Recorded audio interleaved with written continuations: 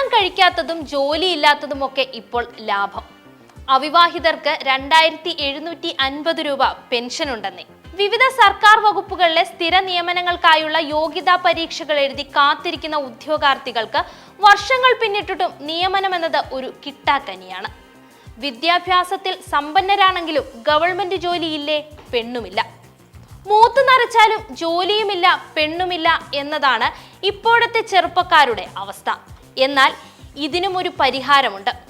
അവരുടെ വിഷമം മാറ്റാൻ അവിവാഹിതർക്കായി BJP ഒരു പെൻഷൻ പദ്ധതി കൊണ്ടുവന്നിട്ടുണ്ട്. അറിയില്ലെങ്കിൽ വിശദമായി പറയാം. കേന്ദ്ര സർക്കാരിന്റെ കണക്കനുസരിച്ച് രാജ്യത്ത് തൊഴിലില്ലായ്മയിൽ മുന്നിൽ നിൽക്കുന്ന സംസ്ഥാനങ്ങളിൽ ഒന്നാണ് ഹരിയാന.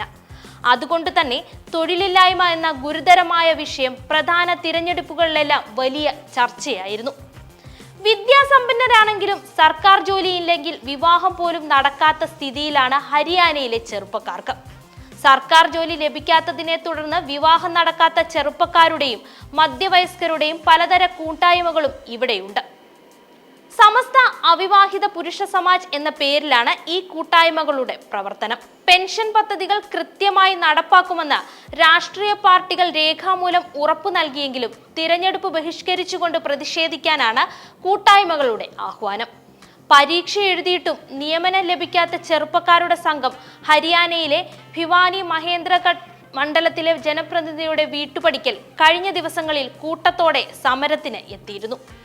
ഹരിയാനയിലെ 40നും 60നും ഇടയിൽ പ്രായമുള്ള അവിവാഹിതർക്ക് കഴിഞ്ഞ വർഷം ജൂലൈയിലാണ് BJP സർക്കാർ പെൻഷൻ പദ്ധതി പ്രഖ്യാപിച്ചത്.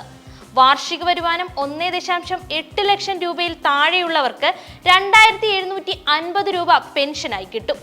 മുൻ ഹരിയാന മന്ത്രിയും BJP നേതാവുമായ ക്യാപ്റ്റൻ അഭിമന്യു നടത്തിയ സർവേയെ തുടർന്നാണ് ഖട്ടർ മന്ത്രിസഭ ഇത്തരത്തിൽ ഒരു പദ്ധതി ആവിഷ്കരിച്ചത്.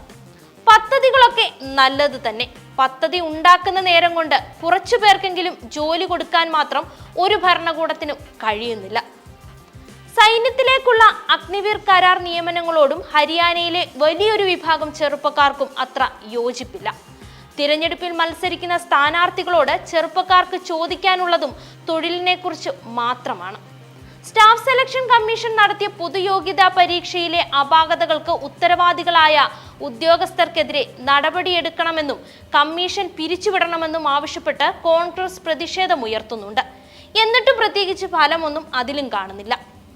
നിയമനങ്ങളിലെ കാലതാമസം പരിഹരിച്ചു എന്നാണ് BJP സർക്കാരിന്റെ അവകാശവാദമെങ്കിലും നിയമനങ്ങൾ ഒന്നും തന്നെ നടക്കുന്നില്ലെന്നാണ് യുവാക്കളുടെ പരാതി. കുറച്ചു നാളുകൾക്ക് മുൻപ് നമ്മുടെ നിയമസഭാ മന്ദിരത്തിനു മുൻപിൽ ഇതേപോലെ കുറച്ച് ചെറുപ്പക്കാരുടെ നിലവിളി നമ്മൾ കണ്ടു. നമ്മുടെ സർക്കാർ ആ കാര്യത്തിൽ സ്വീകരിച്ച നയവും പുറംതിരിഞ്ഞുള്ള നടപ്പായിരുന്നു. യോഗ്യതയുണ്ടായിട്ടും അവകാശമുണ്ടായിട്ടും ഒരു ജോലിക്ക് വേണ്ടി തെരുവിൽ യുദ്ധം ചെയ്യേണ്ടി വന്നവർ നമ്മുടെ ഈ കൊച്ചു കേരളത്തിലും ഒരുപാടുണ്ട് എന്ന് ഒരിക്കൽ കൂടി ഓർമ്മപ്പെടുത്തുന്നു.